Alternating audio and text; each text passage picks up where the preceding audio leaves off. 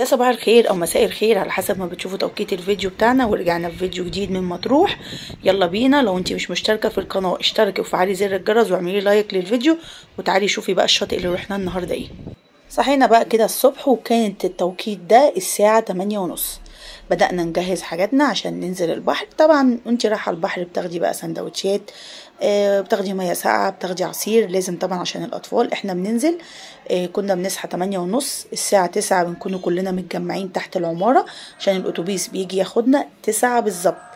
9 بالظبط يكون الاتوبيس كان موجود. صراحه كانت مواعيد الرحله دي مظبوطه جدا، ولا ان انت تنزلي تتلطعي تحت ولا تتضايقي، ولا قال لو حد هيتاخر يجي مواصلات ورانا. بقت الناس كلها ملتزمه، كله 9 بيكون تحت. بصراحه هو كان المشرف بيخبط علينا كلنا. انا كده بقى قلت اصبح عليكم من البلكونه كده من قدام المكان اللي احنا واخدينه. ونزلنا بقى الساعه 9، كان الباص اهو جه، كلنا بقى اتجمعنا، كله كان موجود. ركبنا الباص واتحركنا ورايحين ان شاء الله شاطئ دريم كليوباترا. شاطئ حلو وحلو جدا للاطفال. هتشوفوا كل حاجه معايا في الفيديو. هو شاطئ خاص، طريق كليوباترا. البحر يعتبر كله واحد، بس في شواطئ بتبقى حلوه في العوم ان انت تستمتعي بيها، وفي شواطئ لسه ما اتجهزتش قوي، يعني بتبقى في لسه في حاجات في الشواطئ بتبقى عايزه تتجهز. لا، الشاطئ ده من الشواطئ النضيفه الحلوه. شاطئ كليوباترا، في شواطئ من شواطئ كليوباترا مش حلوه، بس في شواطئ اللي هي الخاصه بتبقى حلوه. هو الشاطئ ده لحد الان اللي انا عرفته ان سعره 150 جنيه. بتاخدي ترابيزه ب4 كراسي او 5 كراسي ب150 جنيه. بس بتهيألي بعد اللي هم بيعملوه فيه، لان هو تبع القوات المسلحه، هيغلى. انتوا هتشوفوا كل حاجه معايا في الفيديو، وهتشوفوا ان في مباني بتتبنى وبيعملوا شاليهات. فتقريبا كده لما القوات المسلحه خلاص بقى تاخده ويبقى شاطئ خاص رسمي بتاعهم، فممكن يغلى زي اللاجون بيتش اللي انا رحته قبل كده، كان سعره 250، فممكن يغلوا 100 جنيه ولا حاجه. بس انا لما رحت في شهر 6 الاسبوع اللي قبل العيد، ال4 كراسي او ال5 كراسي بالترابيزه ب150 جنيه، عشان انا بسأل في الشاطئ لما بدخل، بسأل اللي هم المسؤولين. ده كده طريق كليوباترا كله. كل الشواطئ كده جنب بعضها، هي زي ما قلت لكم نفس الشواطئ، بس في شواطئ بتبقى مخدومه وكويسه، وفي شواطئ بتبقى لسه. كله بيبقى كليوباترا المميز، كليوباترا الاصلي، كليوباترا بس، كليوباترا دريم زي اللي رحناه. وده هنا كمان في لاجون بيتش تبع القوات المسلحه، في البيسي فور، في يعني الخط ده كده في كل الشواطئ. لو انتوا هترجعوا للقناه عندي ورا هتلاقوا الشواطئ كلها اللي انا رحتها في الخط ده موجوده. لان في شواطئ تانية بنروحها بيبقى خط تاني، خط الأبيض بيبقى جنب تاني بنمشوا منه، وبرضو هوريكم ان شاء الله في الفيديوهات. ان شاء الله الفيديو يعجبكم، وان شاء الله الناس اللي بتروح مطروح، لو انت معاكي اطفال وعايزه شواطئ بتكون مقفوله والريح فيها حلو عشان الاطفال اللي معاكي تعرف تعوم، فهتروحي الخط بتاع كليوباترا ده، بيبقى حلو جدا. خط اللي هو الأبيض وده بيبقى ده بحر مفتوح، فبتبقى فيه البحور عاليه، حتى لو ما فيش ريح منسوب الميه بيبقى عالي، فالاطفال ما بتعرفش تعوم، بس الكبار بيستمتعوا. احنا كده بقى دخلنا الشاطئ اهو. بصوا بقى في مباني بتتبنى، حتى الحراس عليها جيش. فلما سألت قالوا لي تبع القوات المسلحه. رحنا بدري طبعا، وفي حمامات وفي خدمات وفي كل حاجه. فلما بتروحي بدري بصي بقى بتبقى الدنيا هاديه، حتى لو انتي مش رايحه تبع الشركه، فروحي بدري بعربيتك عشان تستمتعي بالبحر. احلى حاجه البحر بدري. نزلنا بقى كده، هو نظام جراجولات. احنا طبعا الرحله بتاعتنا قعدنا في جراجولا كلنا كده ورا بعض.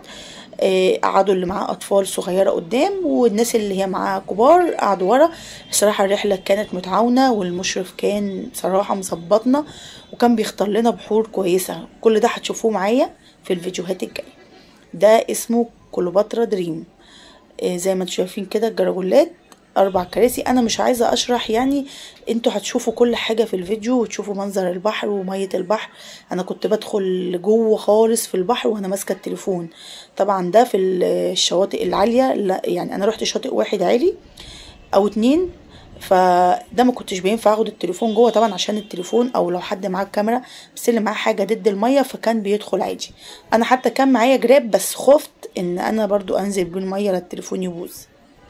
بصوا بقى الشاطئ عامل ازاي، شاطئ حلو جدا. انا عن نفسي ابني استمتع جدا في الشاطئ ده. الميه ميه معدنيه، يعني المية بجد حلوة جدا، السمك ماشي فيها كده، شايفين السمك الصغير وهو ماشي. بصراحة استمتعنا جدا في اليوم ده في البحر، وكان اول يوم لينا، فكانت بداية مبشرة بصراحة، كان يوم حلو قوي. استمتعوا معايا، وشوفوا اخر الفيديو، شوفوا الفضايح اللي انا عملتها اخر الفيديو عشان كنت هغرق في اخر الفيديو. كده المية بدأت تبقى ساقعة بقى. هي المية اول ما ننزلها كده بتحسي بسقوعية، بس اول ما تاخدي غطس بقى فيها وتنزلي خلاص. بصراحة كان البحر حلو والمية حلوة يعني، وانا استمتعت وولادي استمتعوا، لان البحر العالي بيتعبك وبيتعب اللي معاكي، بس في ناس بتحب كده، بس بيبقى خطر يعني. هو رضانا وودانا بحور مفتوحة، بس على قد ما يقدر ان هو ودانا، بحيث ان احنا بنبقوا مسؤولية عليهم طبعا، فعشان ما يضرناش ولا هم يضروا نفسهم، كان بيشوفوا الجو وبيشوفوا الريح وبيشوفوا النظام ايه بتاع البحور، وبس كان بيختار لنا شواطئ كويسة. فان شاء الله تابعوا معايا وهتشوفوا ان شاء الله كل حاجة في الفيديوهات. ده كده بقى دخلت لكم بالتليفون جوه الميه، دخلت بقى خدت بقى التليفون ودخلت جوه الميه، كنت كده يعني بعيد خالص عن البر. قلت بقى اوريكم بقى الميه كده من جوه، بغير بقى عشان الكاب والنضاره، بنزل بيهم الميه بعوم بيهم عادي كده بقى جوه البحر. حلو جدا، وشايفين بقى الميه عامله ازاي، حتى الاطفال راكبين العوامات وجوه. وآسر بقى ابني الصغير كان مبلبط في الميه وكان مبسوط. لما رحنا البحور العاليه بصراحه ما كانش مبسوط، بس بقى يعني ما هو الناس اللي موجوده مش كلها معاها اطفال، فكان لازم يرضي ده ويرضي ده. بس يعني لما رحنا كان الريح حلو برضو هتشوفوا، بس الاطفال ما بتنبسطش زي ما قلت لكم عشان منسوب الميه بيبقى عالي. لكن في الشواطئ بتاعه خط كليوباترا اي حد معاه اطفال فهينبسط جدا في الشواطئ دي، لان الشواطئ دي بتكون منسوب الميه زي ما انتم شايفين كده حلو.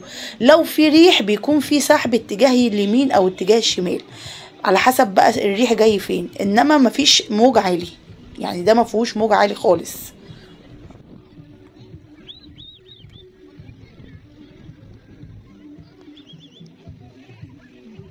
هنا كده بقى كان بعد يعني 10 كده على 11 بدأ بقى البحر يتزحم. كنا احنا استمتعنا بأول ساعتين دول كده في البحر رايق. زي ما قلت لكم كده البحور الصبح بتبقى حلوة، بتعرفي تستمتعي، بتعرفي تقعدي قاعدة حلوة، بتبقى انت لسه رايحة والبحر فاضي، غير لما بتروحي متأخر. في ناس كتير بتعمل مشاكل بقى لما بتروح متأخر عشان القعدة والزحمة وكده. بس البحور لما بتروحيها بدري بتعرفي ان انت تقعدي قاعده كويسه وتستمتعي بوقت حلو من بدري. كان ده في بنانا وفي المرتبه وفي الكرسي بيتأجروا، في حاجات كتير فيه. الاسعار مش غاليه برضو، في البنانا ب35، مش عارفه بقى الكرسي والمرتبه دول كانوا بكام. تبدأ بقى احنا ركبت ابني البنانا، تبدأ بقى الفضايح بقى من هنا. ركبت انا معاه في اللانش قدام، ويا ريتني ما ركبت بصراحه. متعة وانتي راكبة كده، وكمان لو وهتشوفوا التصوير جوه، بس بصراحة يعني حاجة تخوف لانه بيجري جامد جدا في المية.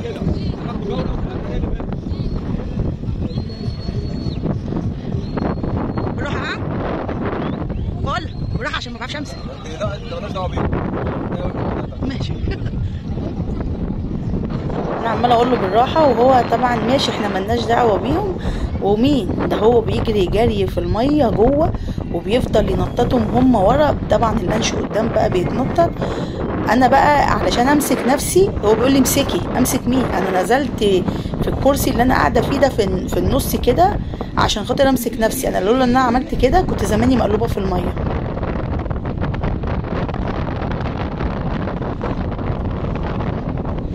كل ده لسه ايه ماشي على الهادي معاهم، لسه كل ده كان لسه كان بيكلم واحد بقى، ولسه او بدأ بقى ان هو يجري بقى ويسرع. وانا بقى ربنا ما يوريكم بقى كنت انا عامله ازاي، امسك التليفون ولا امسك نفسي ولا اعمل ايه بالظبط مش عارفه.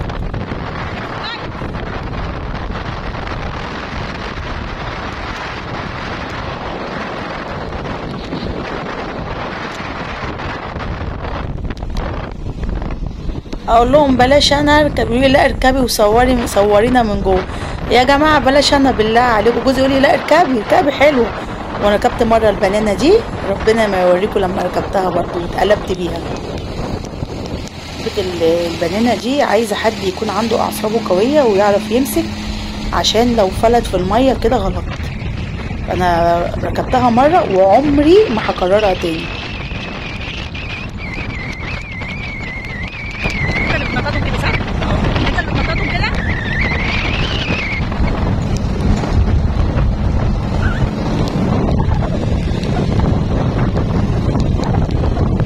يا ماما لا انا ما تنامش كده بينا، احنا هنقلب. لا هم صح، هم اللي هيتقلبوا مش احنا. لا هم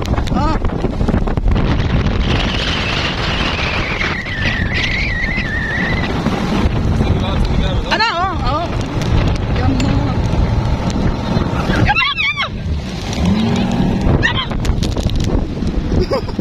يا ماما انا سميت. انا سميت. نروح النبي. هم فين؟ تستاهلوا تستاهلوا.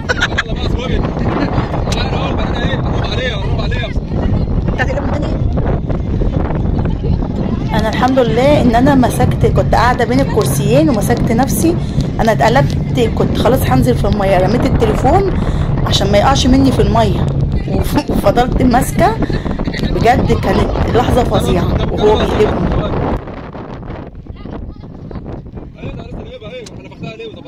اللي ما بيعرفش يعوم ما يركبش ولاده البنانه ولا هو يركب البنانه، لان بجد بيبقى رميتها صعبه.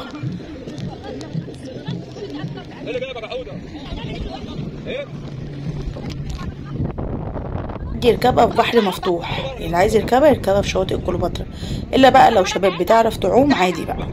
لا لا كان لا يقع.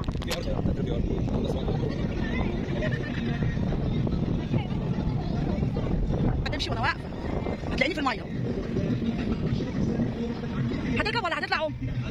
طب اطلع يا اختي، مش قلت لك ما تمشيش لما اقعد؟ كنت هتقلب انا. يلا بينا يلا عشان انا مستني من بدري. انا لفيت ليه؟